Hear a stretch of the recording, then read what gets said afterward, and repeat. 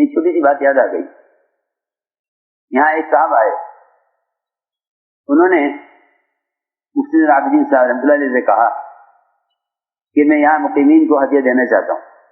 اس صاحب نے کہا کہ بھائی دیکھو یہ مولانا صاحب بیٹھے ہیں نا, یہ ہمارے باپ ہیں, یہ ہمارے باپ ہیں, اور باپ کی اجازت کے بغیر اولاد کچھ لے نہیں سکتی. ان سے پوچھ لو, اگر اجازت دے دیں گے تو ہم لے لیں گے. انہوں نے جا کے حضرت سے کہا کہ وہ فلاں صاحب ہیں جو ہدیہ دینا چاہتے ہیں. حضرت نے فرمایا کہ میں نے اپنے عملے کو اللہ سے لے کر بندوں کو دینے کے لیے تیار کیا ہے, اللہ سے لے کر بندوں کو دینے کے لیے تیار کیا ہے. حضرت نے انکار کر دیا لینے سے. انہوں نے عرض کیا, مفتی صاحب نے کہا حضرت سے کہ حضرت کیا حرج ہے قبول کرنے میں. حضرت نے فرمایا کہ مفتی صاحب ہمارے عملے کے علم میں آ چکا ہے, یعنی آپ کو معلوم ہو گیا ہے, ہمارے عملے کے علم میں آ چکا ہے کہ یہ آدمی ہدیہ دینا چاہتا ہے, یہ جب بھی آئے گا میرے ساتھی اللہ سے نظر ہٹا کر اس کو دیکھیں گے, میرے ساتھی اس کو دیکھیں گے. یہ نہیں چاہیے, یہ میرے ساتھی اللہ سے نظر ہٹا کر اس کو دیکھیں گے. جب بھی آئے گا اس کے آتے ہی ساتھی کو خیال آئے گا کہ یہ دے گا, میں یہ نہیں چاہتا کہ میرے عملے کی نظر اللہ سے ہٹے. تو میں نے عرض کیا کہ انبیاء علیہ السلام کا بھی امتحان ہوتا ہے مال سے, کہ نبی ہیں یا بادشاہ ہیں. بلقیس نے مال بھیج کر دیکھا تھا کہ مال بھیج کر دیکھو, مال بھیج کر دیکھو کہ یہ کیا کرتے ہیں. اگر رد کر دیں تو نبی ہیں.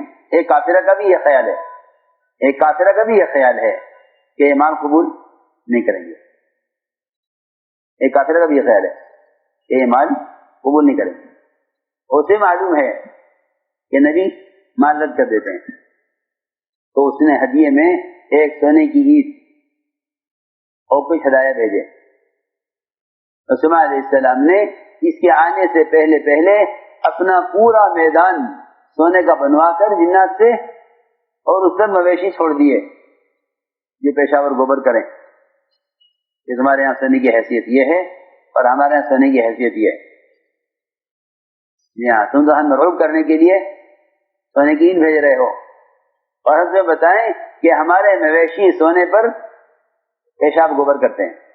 دیکھو جی ہاں, یہ جواب ہے ہدیے کا, یہ ہدیے کا جواب ہے. جی ہاں, یہ کیوں کہ اللہ نے ہمیں آپ کی ہدایت کا ذریعہ بنایا ہے, اس لیے ہم آپ کے مال سے متاثر نہیں ہوں گے. آپ سمجھتے تھے جتنا تاثر غیروں کے ملک و مال کا مسلمانوں کے دلوں میں ہوگا اتنا ہی غیر اسلام کو ہلکا سمجھیں گے, جتنا غیر اسلام کو ہلکا سمجھیں گے, جتنا تاثر غیروں کے ملک و مال کا مسلمان کے دل میں ہوگا, کہ جتنا غیروں کے ملک و مال کا تاثر مسلمان کے دل میں ہوگا کہ اتنا ہی اسلام کو غیر ہلکا سمجھیں گے. چنانچہ وہ ہدیہ آیا عید کا, تو سلیمان علیہ السلام نے سارے فرش کو بنا کر ان کے گزرنے کی داخل ہونے کی جگہ سے اس عید کے برابر جگہ خالی چھوڑ دی. اس لیے نہیں کہ یہ یہاں لگائیں گے, انہیں کیا ضرورت ہے, جگہ خالی چھوڑیے. میں دیکھا گزرتے ہوئے, تو روایت میں ہے کہ وہ گزرتے ہوئے اس عید کی جگہ کو دیکھا تو وہ انہوں نے اینٹ چھپا کر وہاں لگا دی کہ ایسا نہ ہو الزام لگے یہاں سے اٹھا کے دے رہے ہیں. جی ہاں, یہ حکمت ہے, یہ حکمت. جی ہاں, انبیاء پر کھولتے ہیں اللہ تعالیٰ حکمت, اللہ انبیاء پر حکمت کھولتے ہیں. جی ہاں, یہ بات یاد رکھنا. یہ لوگ بہت چاہتے ہیں حکمت کی باتیں یاد آنے. ہماری بات یاد رکھنا کہ جو آدمی سوال کرے گا اس کا دل حکمت کی بات سے خالی رہے گا. یہ پکی بات ہے. آپ دیکھیں جو بڑے محدثین گزرے ہیں کہ ان کے استغنا اور تقوی کی وجہ سے اللہ نے ان کو علم دیا ہے. جی ہاں, بادشاہوں کے پاس جایا نہیں کرتے تھے کہ ہم بادشاہ کے پاس جائیں کہ نہیں. دیکھنے والے ہمیں جو ہے سائل سے متہم کریں گے, ہمیں سائل سمجھیں گے. جی ہاں, بادشاہ کے پاس نہیں جاتے تھے, شہزادے حاضر خدمت ہوتے تھے. یہ نہیں, ہم نہیں جائیں گے. کیونکہ ان کے دروازے پر جانے کا مطلب سوال ہے جی ہاں کہ ہم نہیں جائیں گے. محدثین کے علم کا جو گہراؤ ہے وہ سب سے زیادہ اس میں تقوی کو دخل ہے. ہاں بزرگ بات کر رہا ہوں کہ ہمارے درمیان جتنے فتنے پیدا ہوں گے وہ صرف مال کی بنیاد پر ہوں گے. یہ باطل مال پیش کرے گا, اور یہ بات یاد رکھنا کہ باطل مال براہ راست پیش نہیں کرے گا. اگر براہ راست پیش کرے گا تو یہ قبول نہیں کریں گے کہ باطل مال ایسے راستے سے پیش کرے گا کہ تم کہو گے یہ تو مدد کا راستہ ہے, یہ راستہ مدد کا ہے, ادھر تو قبول کر لیا جائے. سنو, باطل کو معلوم ہے ان کو مال براہ راست مال پیش مت کرنا.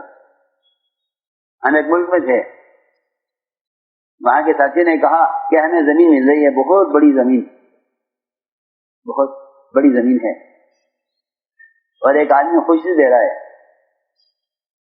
کہ یہاں مرکز بناؤ. تو ہم نے کہا کہ سمجھتے تھے کہ میں تو ہر مسجد کو مرکز بنانا چاہتا ہوں, تم زمین خرید کے مرکز نہ بناؤ, زمین خرید کے مرکز نہ بناؤ, میں تو ہر مسجد کو مرکز بنانا چاہتا ہوں. خیر بعد میں قضیہ کھلا, جی ہاں, کہ اس زمین کے لوگ دعوے دار نکلے جو دینا نہیں چاہتے تھے, جن کا جن سے کوئی تعلق نہیں تھا. جس میں نے عرض کیا کہ بڑے بڑے فتنے ہیں اندر بڑے بڑے فتنے ہیں. تو یہ کہیں کہ استغنا کے ساتھ چلو, کہتے ہیں استغنا کے ساتھ,